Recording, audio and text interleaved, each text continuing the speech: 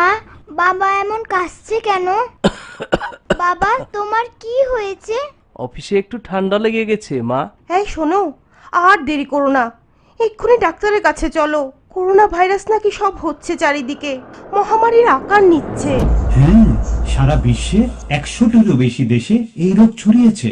বিশ্ব স্বাস্থ্য সংস্থা বা হু কিছু সতর্কতা অবলম্বন করতে বলেছে, যেমন নিয়মিত সাবান দিয়ে ভালোভাবে হাত ধোয়া, হাঁচি কাশির সময় হাত বা কনুই দিয়ে নাক মুখ ঢেকে রাখা, ঠান্ডা ও ফ্লু আক্রান্ত বা অসুস্থ মানুষ থেকে দূরে থাকা, ঘরের বাইরে অসুস্থ মানুষের সঙ্গে দেখা করতে গেলে মাস্ক ব্যবহার করা, হ্যান্ডশেক বা কোলাকুলি না করা, হাত দিয়ে নাক চোখ মুখ না ঘষা, যেখানে সেখানে জনবহুল রাস্তায় থুতু না ফেলা, আর সবকিছুর মূল কথা হচ্ছে নিজেকে পরিচ্ছন্ন রাখা।